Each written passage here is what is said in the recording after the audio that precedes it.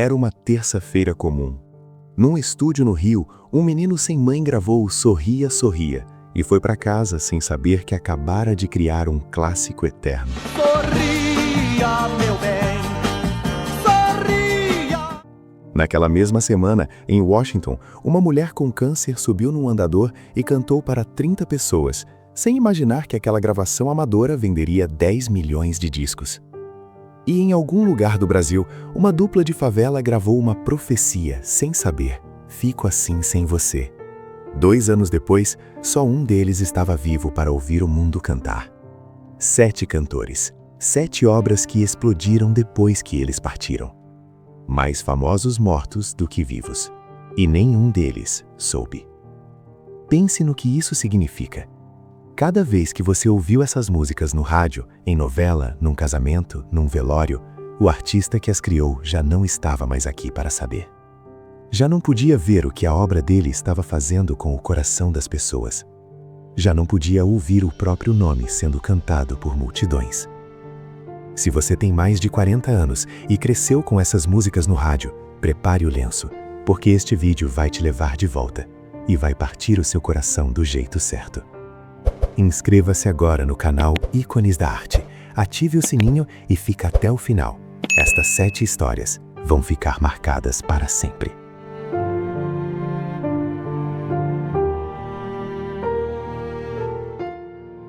Do Morro do Salgueiro, em São Gonçalo, 2 meninos saíram do baile funk direto para o mundo.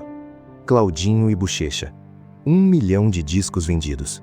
Ronaldo Fenômeno cantando Nosso Sonho a capela num comercial da Nike durante a Copa do Mundo de 1998.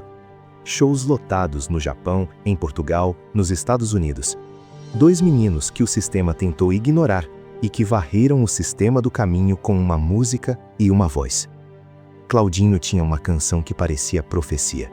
Fico assim sem você. Buchecha sem Claudinho. Sou eu assim sem você. Amor sem beijinho, bochecha sem Claudinho, sou eu assim sem você. Ele cantava isso sorrindo, sem imaginar o peso que aquelas palavras um dia iam carregar.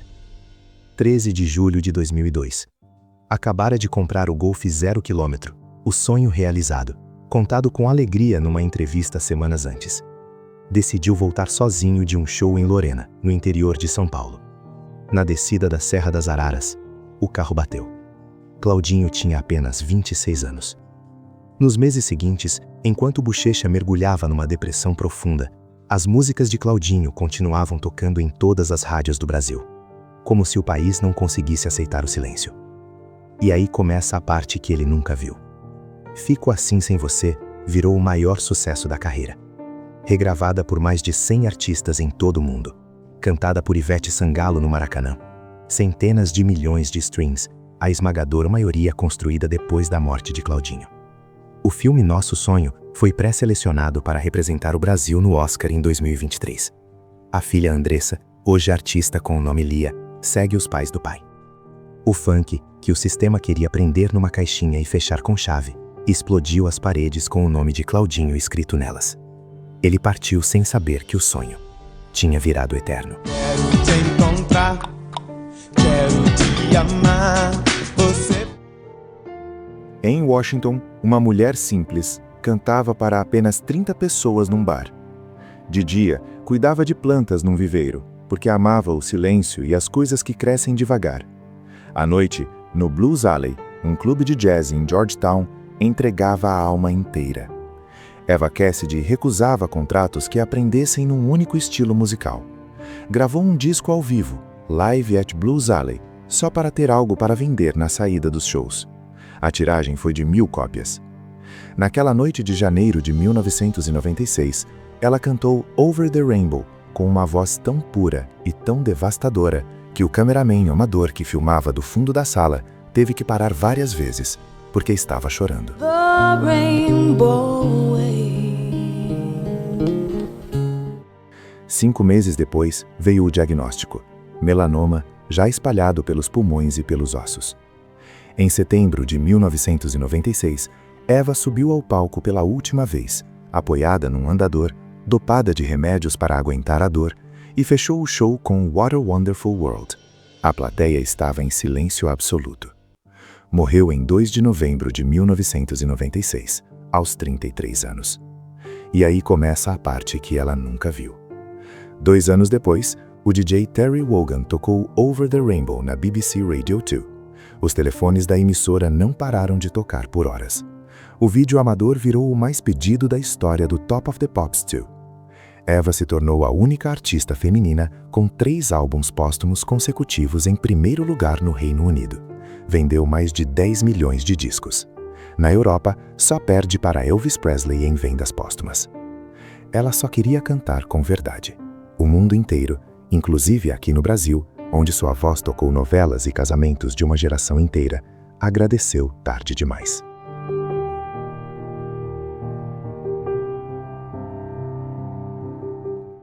Ele cantava O Tempo Não Para, com a voz rouca de quem já sabia que o tempo estava contado. Cazuza, o menino exagerado do rock brasileiro. Vocalista do Barão Vermelho, depois solo. Ideologia, exagerado, pro dia nascer feliz. Músicas que saíam do rádio como socos no estômago, do tipo que machuca, mas que a gente pede de volta. Em 1989, aos 31 anos, revelou publicamente que tinha AIDS, num tempo em que a doença era tabu absoluto, num tempo em que o preconceito matava em silêncio, às vezes antes mesmo do vírus. Cazuza escolheu não esconder, escolheu cantar sobre isso, escolheu morrer de cara aberta para o mundo. Morreu em 7 de julho de 1990, aos 32 anos, em casa, com a mãe Lucinha ao lado. Ele sabia que o fim estava próximo, cantou sobre isso, mas o que ele não imaginava era o tamanho do que estava deixando para trás. E aí começa a parte que ele nunca viu. A mãe Lucinha fundou a Sociedade Viva Cazuza, que já salvou milhares de crianças e jovens com AIDS em todo o Brasil.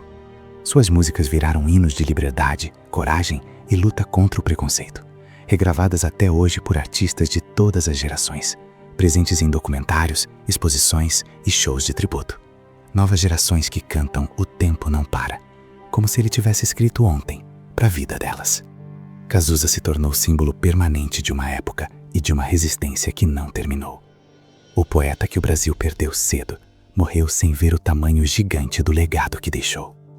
Se você chegou até aqui, você sabe o valor de uma história verdadeira. Deixe o like e inscreva-se no canal. Cada vídeo que fazemos é homenagem a quem criou sem esperar reconhecimento. Porque o tempo não para. Maio de 1997, Memphis, Tennessee. Jeff Buckley tinha 30 anos, um único disco lançado e um estúdio reservado para gravar o segundo álbum. Os músicos estavam convocados. O futuro parecia estar finalmente começando. Numa noite quente, ele entrou no rio Mississippi totalmente vestido, de botas e jeans, enquanto um amigo tocava Led Zeppelin num rádio na margem. Era Jeff sendo Jeff, excêntrico, livre, sem medo do que o mundo achava. Nunca voltou à superfície. Grace, lançado em 1994, havia chegado apenas na posição 149 nas paradas americanas. A gravadora Columbia já questionava o investimento. O próprio Jeff chamava o disco de fracasso honesto. Um homem que criou uma obra-prima e acreditava ter errado. E aí começa a parte que ele nunca viu. Grace começou a crescer devagar, pelo boca a boca entre músicos que o passavam como um segredo sagrado. Jimmy Page declarou ser o disco favorito da sua década. David Bowie disse que levaria para uma ilha deserta. Bono foi mais direto, disse ser o único disco que o fazia chegar à beira das lágrimas toda vez que ouvia. A versão de Hallelujah virou a definitiva para o mundo inteiro, usada em mais de 300 filmes e séries de televisão, cantada em concursos de todos os continentes. Leonard Cohen, o compositor original, confessou publicamente que a versão de Buckley havia superado a dele. Hoje, Grace é considerado um dos álbuns mais importantes da história do rock. O homem que achava ter gravado um disco que ninguém queria, deixou uma obra que até hoje salva vidas.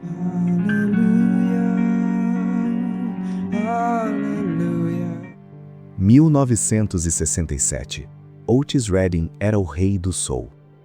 Havia incendiado o Festival de Monterrey naquele verão para uma plateia majoritariamente branca que nunca tinha visto nada igual. James Brown sabia, Aretha Franklin sabia. Quem estava lá sabia que estava diante de alguém que só aparece uma vez por geração. Em 7 de dezembro daquele ano, Otis Redding sentou à beira de uma doca em Sausalito, na Califórnia, olhando para a Baía de São Francisco e compôs Sitting on the Dock of the Bay. Sitting on the dock of the bay, wasting time. Uma música serena, melancólica, diferente de tudo que havia feito antes. Era a história de um homem que não sabe para onde ir, que olha para a água e deixa o tempo passar, que desistiu de tentar mudar o que não pode mudar. Era uma música sobre resignação, sobre paz, sobre um homem que finalmente para.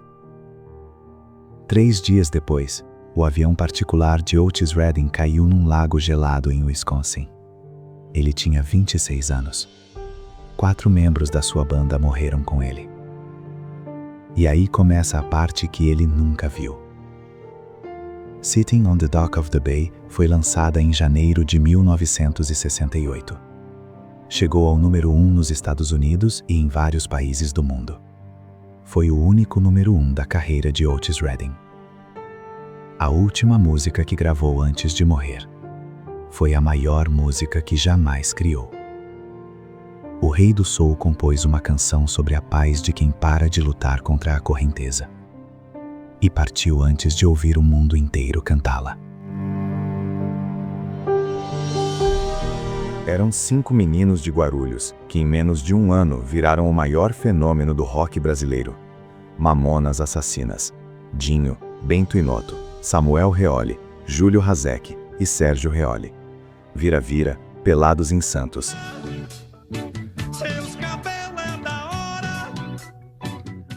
Robocop Gay, um álbum que vendia aos milhões, shows lotados em todo o Brasil. Um humor irreverente, absurdo, genial, que ninguém antes havia ousado fazer com aquela coragem. Preparavam a carreira internacional. O voo para Portugal estava marcado para o dia seguinte. Em 2 de março de 1996, voltando de um show em Brasília, o jato Learjet caiu na Serra da Cantareira. Todos os 5 morreram. O Brasil parou. As rádios pararam. As redações pararam. Uma geração parou. E aí começa a parte que eles nunca viram. O álbum se tornou um dos 10 mais vendidos da história do Brasil. Vendeu mais depois da tragédia do que durante o ano em que a banda existiu. O rock cômico que eles inventaram influenciou gerações inteiras de artistas e bandas. 30 anos depois, em 2026, o país ainda presta homenagens. Memoriais inaugurados, documentários, novas gravações e tributos em todo o Brasil. O que era energia pura, piada com alma e irreverência sem limite, virou patrimônio cultural eterno. Os meninos que incendiaram o Brasil por apenas um ano, morreram sem ver que viraram lenda para sempre. 7 histórias. 7 vozes que o tempo não conseguiu calar. Evaldo Braga, Claudinho, Eva Cassidy, Cazuza, Jeff Buckley, Otis Redding, Mamonas Assassinas. Nenhum deles esperou reconhecimento para criar. Nenhum mediu o valor da arte pelo número de discos vendidos ou pelo tamanho do palco. Criaram porque a música precisava sair. Porque havia algo dentro que não cabia mais. E o mundo, que muitas vezes só valoriza depois que é tarde, acabou valorizando para sempre. Isso é um recado para você que está assistindo agora. O que você tem dentro que o mundo ainda não viu? Não espere, não meça, não negocie sua verdade. Crie assim mesmo, porque a arte verdadeira sobrevive a tudo. Sobrevive ao sistema que ignora, sobrevive ao esquecimento, sobrevive até à morte do próprio artista. Se alguma dessas histórias tocou seu coração, compartilhe este vídeo com quem precisa de um sopro de inspiração hoje, com quem está pensando em desistir, com quem duvida do próprio talento, com quem perdeu alguém e precisa lembrar que certas vozes não morrem. Deixe o like agora se você se emocionou. Inscreva-se no Ícones da Arte, ative o sininho e me conta nos comentários. Qual música dessas marcou mais a sua vida? Um abraço forte. Continue criando. Continue sonhando. Nos vemos no próximo vídeo. Fica com Deus.